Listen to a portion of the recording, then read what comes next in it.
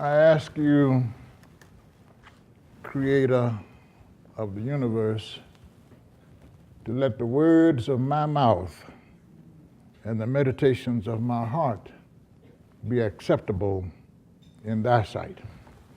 Thy will be done. Thank you, Mr. Myron Jackson. That was quite an introduction. Thank you. I am both honored and humbled to address this august, dignified, and impressive body of entrepreneurs during the Little Rock Regional Chamber of Commerce's Minority Enterprise Development Week Awards luncheon. What an honor. Thank you. Thank you. During my Stax years, we enjoyed over 250 records on Billboard's R&B charts and over 150 on their pop charts. We won multiple Grammys and received an Oscar for the motion picture title song Shaft, performed by Isaac Hayes. We produced the Wattstax Music Cultural Festival and filmed it as a documentary. It was presented in the Los Angeles Coliseum with over 112,000 people in attendance. The people were there from 11 a.m. until almost midnight. The Crips and the Bloods were there, and they sat side by side. We had entire families present. We did not have any Los Angeles police officers present. We had our own unarmed safety personnel, and we did not have one single act of violence that day. Wattstax, the living word. Let me begin by, this is personal, my being here today. I want you to know that. And we'll be speaking like I have never spoken before. And let me begin by sharing with you the lyrics of one of my favorite songs that we recorded and released at Stax Records. It's titled Ain't No Need of Crying. It was recorded and performed by the Rance Allen Group. Ain't no need of crying when it's raining, 'cause crying only adds to the rain. Ain't no need of worrying about your problems, 'cause worrying only adds to the pain. If when you feel like you're in a hurricane, just wait on the sunshine after the rain. Let me tell you why.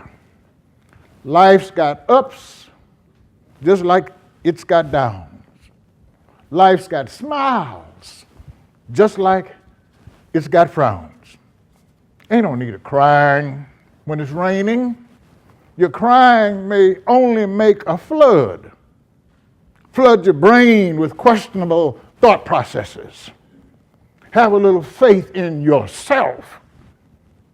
That's all you need to do you some good. If they cut off the lights in your house, don't you let them turn off the sunshine in your heart. Let me tell you why. Life's got ups, just like it's got downs. Life's got smiles, just like it's got frowns. Look hard. Can't you see the sunshine? We weren't born in a life of just good times. Look for good in everything. Look for good in everything. Thank the Lord for the strength to see the sunshine. It's going to be all right. All right for you and for me. Ain't no need of crying when it's raining. Everything is going to be all right if you think so.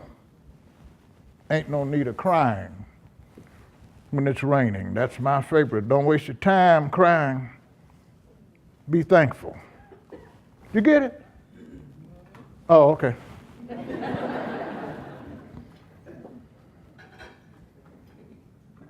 I was born in Brinkley, Arkansas in 1940.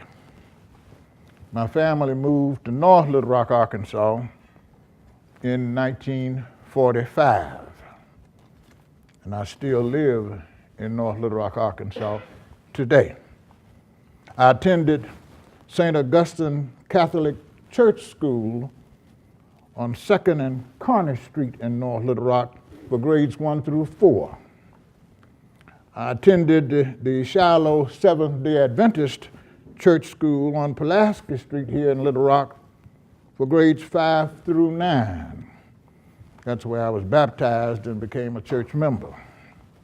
I attended S.A. Jones, Scipio Africanus Jones High School, that segregated public, some kind of wonderful school in North Little Rock, Arkansas for grades 10 through 12. And I graduated in 1958 salutatorian.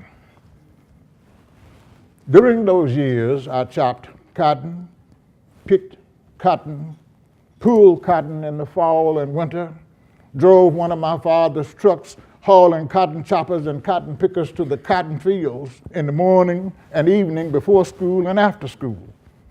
I did landscaping, sometimes using sharply filed shovels to painfully dig into grass fields and cut out Bermuda grass sod or turf, big pieces, 12 to 14 inches long by 8 to 10 inches wide and 3 to 4 inches thick, including the soil. And afterwards, we would place that Bermuda grass seamlessly on the yard of a newly built home, causing the lawn to quickly grow into a completely planted, beautiful, totally grassed lawn. Artistic excellence. At one point in time, during the summer months, I was charged with the responsibility of operating and managing my father's grocery store. What an education. If I discussed what I learned and understood from there in that grocery store, we would be here all day. I earned my PhD in hard work and smart work, majoring in belief in myself and belief in the power vested in patience, with a minor degree in common sense or uncommon sense and persistence. I attended Philander Smith College. My initial major was pre-med. I changed it later on to political science, which was pre-law on an undergrad level. I worked as a DJ at Little Rock's first black programmed radio station, KOKY. I worked at WLOK in Memphis, Tennessee. And after that, radio station WUST in Washington, D.C. As a radio DJ, I enjoyed entertaining, informing, and motivating the people in the listening audience while playing music that made them feel good. And they recently told me that I have been inducted into 28 or 29 Hall of Fames. I said, what?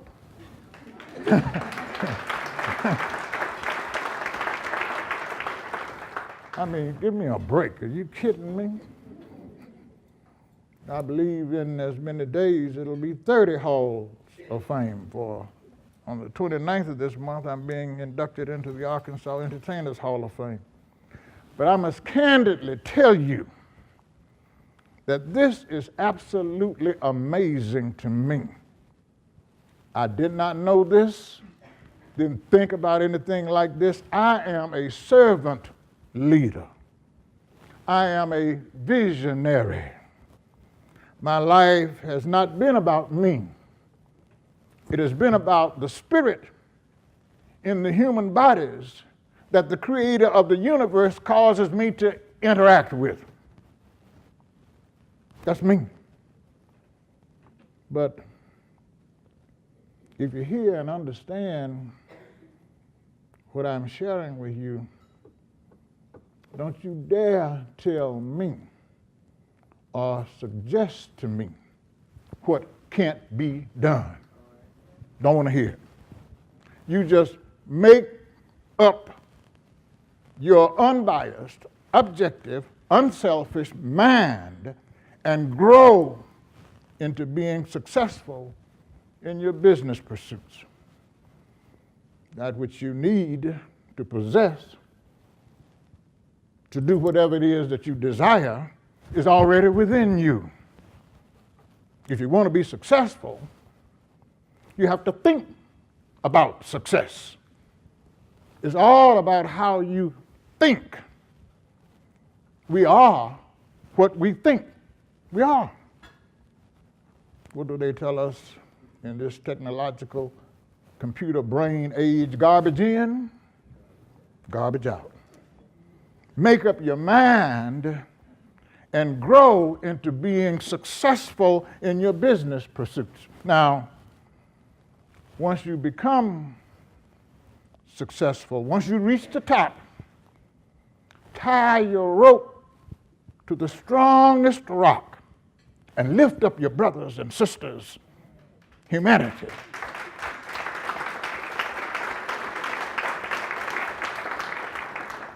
Help somebody on their journey. Somebody help you. As a disc jockey, back then you had to become an engineer and acquire your FCC engineer's license because you had to operate the broadcasting equipment. I remember sitting in the radio station control room every day from 6 to 10 a.m. and 2 to 6 p.m. or sign off, operating the entire broadcasting control board and the associated engineering components, answering the phone, reading and vocally selling the commercial advertisement, presenting the news, talking to the callers on the telephone about the music, and at the same time, playing the recorded music from two turntables, one on my left and another on my right. You talk about multitasking. Give me a break. As I sat there, though, behind the board, there was a plastic placard notice sign on the wall right in my face. I saw it constantly, regardless of what I was doing. It simply read in black and white background, black print, T-H-I-M-K. T-H-I-M-K. I quickly realized while doing all of that multitasking work, it meant it was telling me to T-H-I-N-K, to think. Think, Al Bell, if you're going to effectively handle all that you're doing and achieve your goals successfully, think. So I began to act accordingly.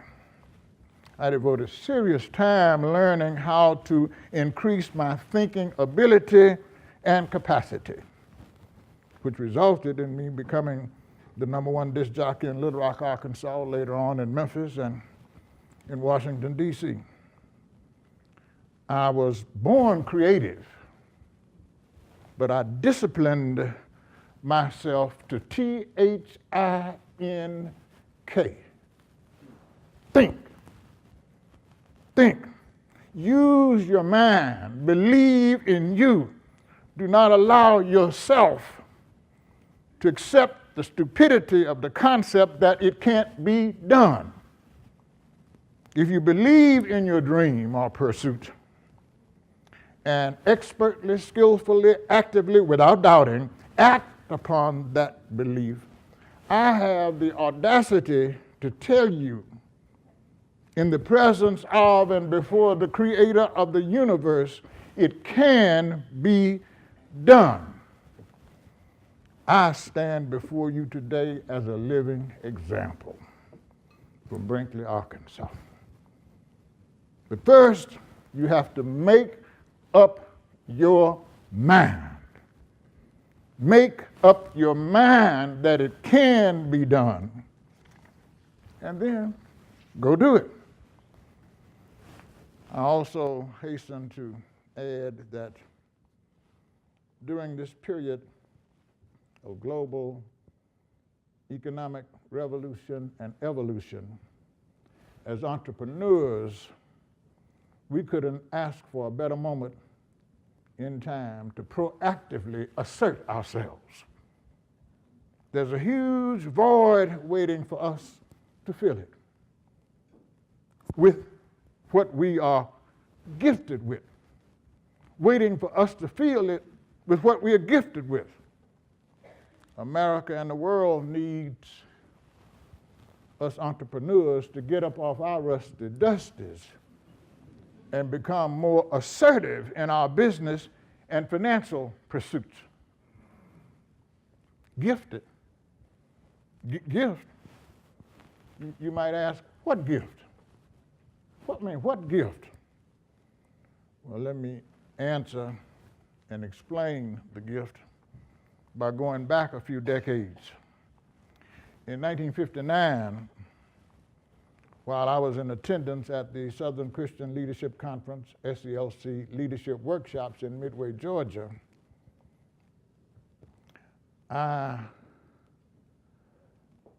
on one occasion, heard the Reverend Dr. Martin Luther King Jr. speak words that penetrated my mind and became etched in my brain.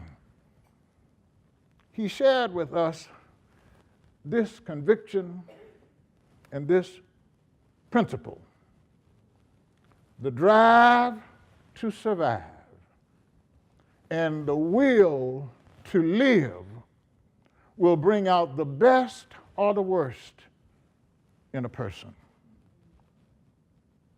Historically, we Americans have demonstrated time and time again our gift or genius of persistently driving to survive and our never-ending will to live.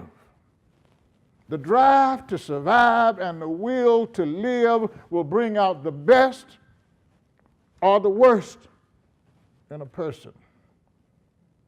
You get that? What a hell of a gift. Hello? Oh, I thought you hung up on me.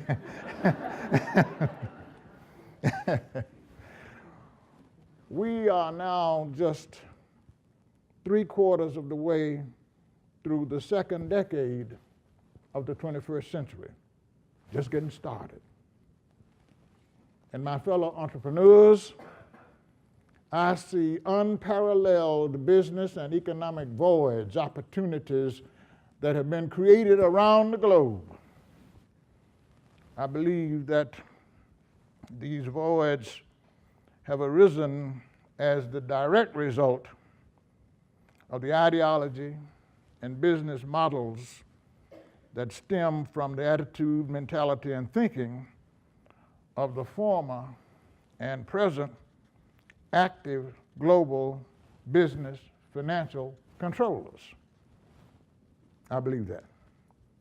I submit that all you have to do is look around and explore the present human living environment through entrepreneurial or real world lenses, and you will see global voids that present lucrative and rewarding business opportunities all over planet Earth. They're just waiting on somebody to come along and get involved.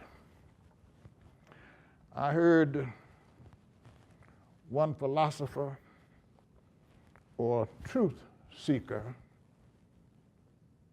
say, if you find a void and fill it, inherent in the process itself is automatic success. If you find a void and fill it, inherent in the process itself is automatic success. I would like to close with my favorite poem, written by Edgar A. Guest and titled, "It Couldn't Be Done." Hopefully, as it has always done for me, it will serve to inspire and motivate you to get up and get going on what was shared with you through me today. Somebody said it couldn't be done. But he, with a chuckle, replied that maybe it couldn't, but he would be one who wouldn't say so till he tried. So he buckled right in with a trace of a grin on his face. If he worried, he hid it. He started to sing as he tackled a thing that couldn't be done. And he did it. Somebody scoffed, "Oh, you'll never do that. At least no one ever has done it." But he took off his coat and he took off his hat, and the first thing we knew, he'd begun it. With a lift of his chin and a bit of a grin, without any doubting or quitting, he started to sing as he tackled the thing that couldn't be done. And he did it. There are thousands to tell you it cannot be done. There are thousands to prophesy failure. There are thousands to point out to you one by one the dangers that wait to assail you. But just buckle in with a bit of a grin. Just take off your coat and go to it. Just start to sing as you tackle the thing that cannot be done. And you'll do it. So be it.